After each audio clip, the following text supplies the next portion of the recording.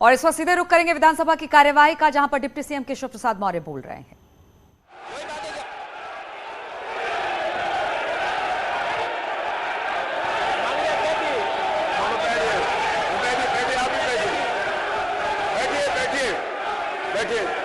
आप भी बैठिए, राजेश जी आप भी बैठिए, सब लोग बैठे, आप भी बैठिए, आप भी बैठिए, सब लोग, नेम जी बैठिए, राजीव बैठो, आप भी बैठिए प्लीज, आप भी बैठे, आप बैठिए, आप बैठिए, जवाब हो गया, उन्होंने दे दिया, आप बैठिए, आप हो गया जवाब, वो नेता है ना माननीय खड़े जी ने दे दिया, आप बैठिए, आगे बातचीत चलने दीजिए, बैठिए।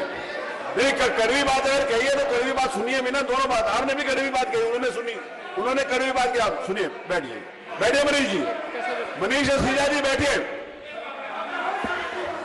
आप भी बैठे, सब लोग बैठे, आप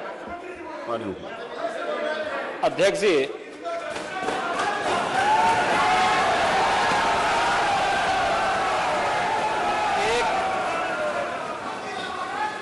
एक घंटे से अधिक अच्छा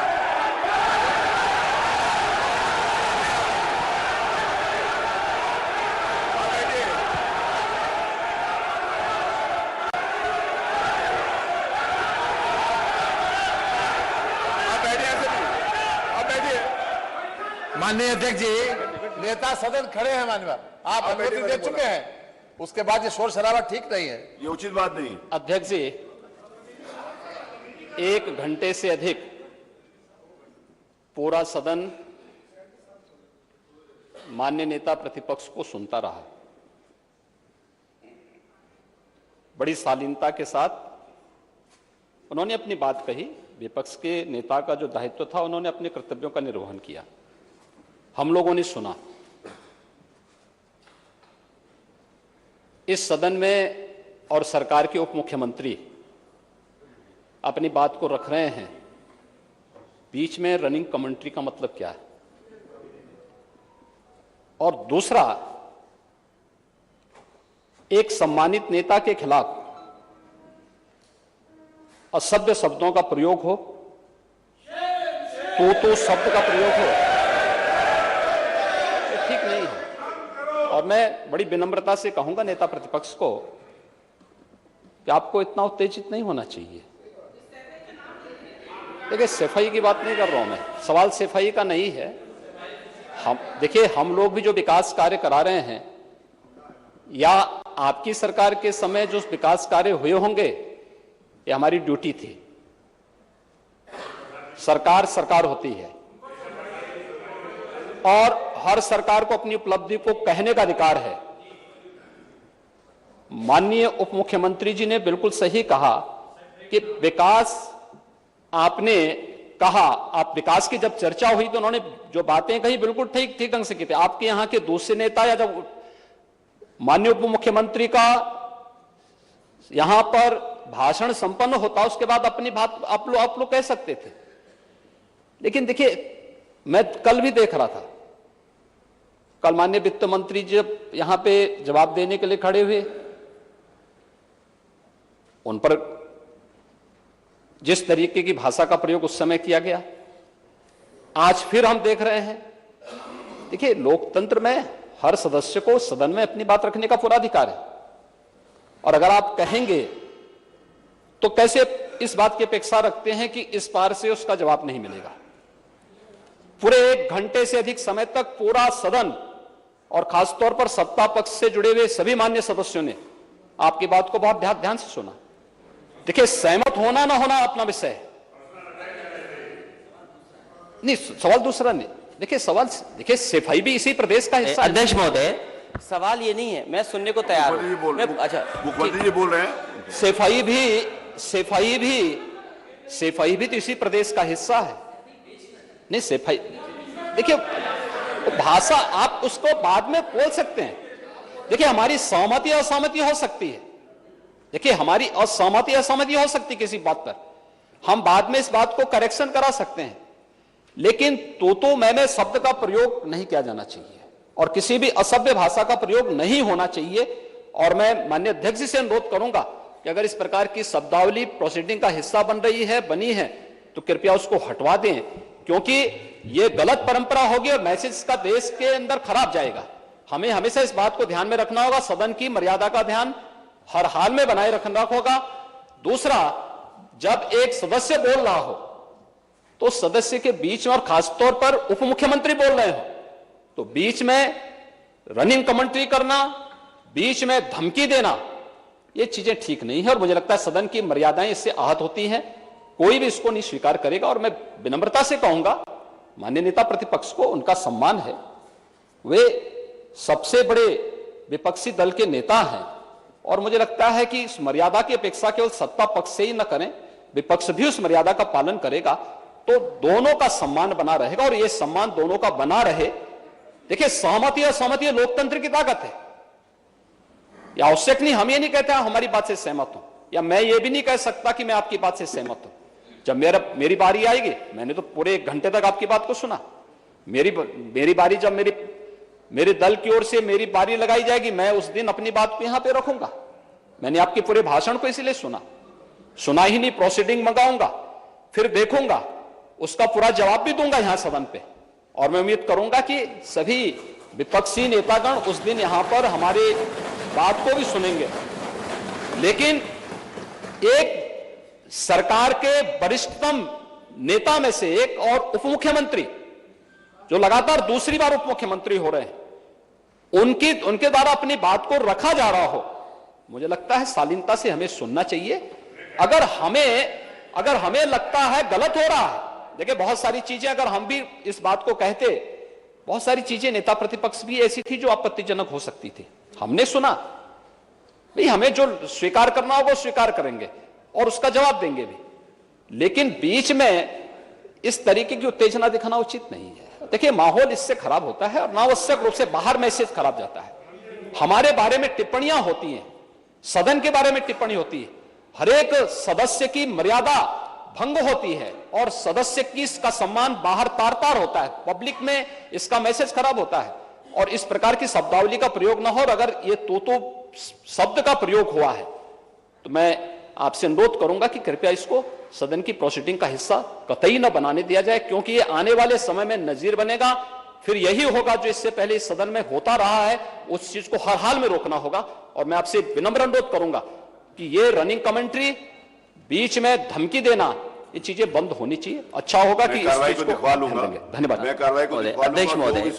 अध्यक्ष महोदय, जो बात अगर नेता सदन ने कहा कि कोई अनपार्लियामेंट्री लैंग्वेज या वर्ड्स आए तो उनको निकाल दिया जाए, मैं भी सहमत हूं, लेकिन मेरा अध्यक्ष महोदय वही निवेदन ये भी है कि किसी को पर्सनल नहीं कहा जाना चाहिए। सैफई, आपको बहुत ज्यादा सैफई की जमीन बेच करके हम और आप लोग को जनता हमें मौका देती है अपना बजट खर्च करने के लिए, आपको और हमें मौका मिलता है। मुख्यमंत्री जी ने कहा ना कि कोई भी किसी को सरकारी पैसे से होता है, वो मेरा यही निवेदन है नेता संसद से, बहुत अच्छी तरीके से इस तरह की बात नहीं आए कि जमीन बेच करके कर दिया जाए। माननीय केवल मैंने ये कहा था कि जो आपके जिले के लिए जो 4 लेन बनी थी वो किसने बनाई थी? माननीय उप मुख्यमंत्री जी। क्या बात हुई? माननीय, ये देखिए फिर सब लोग जरा ध्यान से सुने, सब लोग बीच में माननीय अध्यक्ष महोदय, बीच में जो भी अनुपत्ति, मैंने कहा जो कुछ भी हो। अध्यक्ष महोदय, मैं बीच में जब मैंने अपना भाषण कर रहा था उसमें नेता प्रतिपक्ष खड़े होकर के क्या कहे, शोर शराबे में बात सुन नहीं पाया, लेकिन जो मेरे कहने का एकमात्र तात्पर्य है कि उत्तर प्रदेश की जनता की सेवा के लिए जनता ने आपको नकार दिया और भारतीय जनता पार्टी को लगातार स्वीकार किया। आपको 2014 में नकारा, आपको 2017 में नकारा, आपको 2019 में नकारा, आपको 2022 में नकारा और आपको 2024 में भी नकारे। इसलिए ये कहना कि ये ठीक है, आपकी सरकार के समय कोई काम शुरू हुआ होगा, लेकिन हर चीज घोषणा मंत्री बनने से कोई काम पूरा नहीं होता है। आपके समय घोषणाएं इतनी हुई, शिलान्यास इतने हुए, योजनाओं को पूरे 5 साल में तो पूरा लगातार माननीय अध्यक्ष जी देखता रहता था कि हर दिन जब देखो तो हमारे नेता प्रतिपक्ष का एक ट्वीट आता था कि ये योजना तो हमने शुरू की है। अरे भैया, पूरी करके क्यों नहीं गए? अधूरी छोड़ करके क्यों गए? अगर अधूरी छोड़ करके गए तो उस पर अपना स्टिकर चस्पा करने के अवरोध से मुक्त हो जाइए। मैं आपसे यह अनुरोध करना चाहता हूं। मैंने यही कहा कि आप कोई एक ऐसा रोग हो गया है कि कोई योजना होगी उसमें समाजवादी पार्टी का स्टिकर चिपका दो। श्री अखिलेश यादव जी की सरकार के समय काम शुरू हुआ था। अरे आप अगर काम देखते, गरीबों का काम देखते, तो मैं समझता हूं कि आपको प्रशंसा के अलावा कोई दूसरा शब्द खोजने से नहीं मिलता। मैं तो एक गरीब परिवार में पैदा हुआ हूं। मैं ऐसे परिवार में पैदा होकर के मैं कभी सोचा भी नहीं था कि मैं कभी उत्तर प्रदेश की विधानसभा का सदस्य बनूंगा, लेकिन विधानसभा का भी सदस्य बना, देश की संसद का भी सदस्य बना, विधान परिषद का भी सदस्य बना, लगातार दूसरी बार विश्व की सबसे बड़ी पार्टी की सरकार बनने के बाद उप मुख्यमंत्री बना। इससे आपको दर्द है, मैं जानता हूं कि केशव प्रसाद क्यों बन गए दोबारा वो उप मुख्यमंत्री। मैं जानता हूं आप पिछड़ों के हितैषी नहीं, पिछड़ों के विरोधी हो, आपको ये स्वीकार ही नहीं। मैं अगर आप पिछड़ा इस भेद में नहीं पड़ता, लेकिन आपको इस बात का दर्द है कि यह सारा का सारा जो आपने एक साम्राज्य स्थापित किया था, वह साम्राज्य जनता ने उखाड़ करके फेंक दिया। इसका दर्द है आपको, मैं जानता हूं। और आपके मैं दावे की ही चर्चा कर रहा था। मैं यही तो माननीय अध्यक्ष जी आपके माध्यम से कह रहा था कि 400 सीट का दावा मैं अपने एक ज्योतिषी मित्र से पूछ रहा था कि भाई ये 400 सीट का जो दावा है, जो 400 सीट का दावा है, इसमें क्या सच्चाई है? तो मुझे आश्चर्य यही लग रहा था कि यह क्या है। मतलब लगातार कई डिबेट में, कई इंटरव्यू में मैं आपके भाषण भी सुनता था, सभाओं में भी सुनता था, तो मुझे लग रहा था 400 का दावा कर रहे हैं। क्यों कर रहे हैं? क्योंकि जमीनी हकीकत निश्चित तौर से मैं भी जानता हूं। मैं भी उत्तर प्रदेश के अंदर गरीबों के बीच में हूं, जरूरतमंदों के बीच में हूं, दिन भर जनता से भी मिलता हूं, क्षेत्र में जाकर लोगों से भी मिलता हूं। तो मुझे पता था कि समाजवादी पार्टी अभी सत्ता के इर्द गिर्द नहीं आएगी। अब कुछ बातें ऐसी हैं कि मैं इस सदन में कहूंगा तो वो दूसरे प्रकार की बात हो जाएगी। कैसे आपके नंबर इतने बढ़ गए? मेरा तो विश्वास था कि आप 47 का आंकड़ा नहीं पार कर पाएंगे, लेकिन मैं ये नहीं कहता था कि आप 47 का आंकड़ा पार कर लिए, आप 100 से ज्यादा सीटें जीत लेकर के आ गए। वह ठीक है, जनता का जनादेश जहां तक पहुंचा है, आपको प्रतिपक्ष में रहने का मौका दिया है तो आप प्रतिपक्ष में रह करके, लेकिन कभी अगर एक बात गरीबों के बारे में अगर आप सोचते, मैं देख रहा था जोशी ने जो कहा है कि अभी श्री अखिलेश यादव जी के और समाजवादी पार्टी के 25 वर्ष तक सत्ता में आने का योग नहीं है। अब इसको मैं ये मेरे मित्र ने कहा है, आप कहेंगे उसका प्रमाण, इसका कोई प्रमाण नहीं। ज्योतिषी गणना के हिसाब से बता दिया, वो मैं आपको बता दे रहा हूं। इसलिए अभी 25 साल तक उधर बैठने के लिए तैयार रहिए, उधर बैठने के लिए तैयार रहिए। मेरे लिए क्या कहा है? दूसरों का देखते रहे और अपना चुनाव हारे। राकेश जी बैठिए, बैठिए आप। अध्यक्ष जी, अरे बैठिए, गुस्सा नहीं करिए। मैं माननीय नेता प्रतिपक्ष जी के आपके माध्यम से नेता प्रतिपक्ष जी को कहना, मुझसे पूछे मेरे लिए क्या कहा।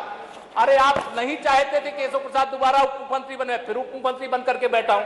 मैं तो कह रहा था कि मैं सदस्य बन करके आऊंगा कि नहीं आऊंगा। आपको इसकी चिंता नहीं कि मैं वहां बैठ जाऊं, लेकिन आप चाहे जितना दूध में आप डालते हो नींबू, लेकिन हम दूध में चीनी डालते हैं, हम मीठा करते हैं, आप दूध को फाड़ने का काम करते हैं। हम सब एकजुट होकर के सरकार को चलाए। दोबारा सरकार बन करके आई है और दोबारा सरकार बन करके आई है, तो मैं यही कह रहा था माननीय अध्यक्ष जी कि आप अपनी तरफ बचा के रखना, इधर की चिंता मत करिए। इधर तो हम लोग रहेंगे क्योंकि वहां से बहुत सारे लोग हमारे संपर्क में। अभी आप कई चीजें गरीबों की बात कर रहे थे। अब गरीब आदमी कोई जाति और धर्म और समुदाय से रिलेटेड नहीं होता। मैं भी गांव का रहने वाला हूं। जिस गांव में अब नगर पंचायत बन गई है, जहां मैं रहता था, मेरा भी घर जहां था, कभी हम लोग कल्पना नहीं करते थे कोई हमारे घर में कोई शौचालय बन जाएगा, कभी कल्पना नहीं करते थे कि हमारे घर में भी बिजली लग जाएगी। मैं स्वयं संगठन का काम करता था, कभी सोचा नहीं था कि एक गैस का कनेक्शन मेरे घर में आ जाए। मैं दूसरों की बात नहीं करता, पूरा प्रदेश इसका साक्षी। लेकिन आज जब ये आंकड़ा देखता हूं कि 1 करोड़ 41 लाख गरीबों के घर में बिजली का कनेक्शन फ्री में पहुंचाने का काम सौभाग्य योजना के माध्यम से प्रदेश की सरकार ने कर दिया। आप उस गरीब का दर्द अपने सरकार के समय दूर नहीं किए। आपको गरीब की, पिछड़ों की, वंचितों की किसी की चिंता नहीं थी। हमारी सरकार। आप देख रहे हैं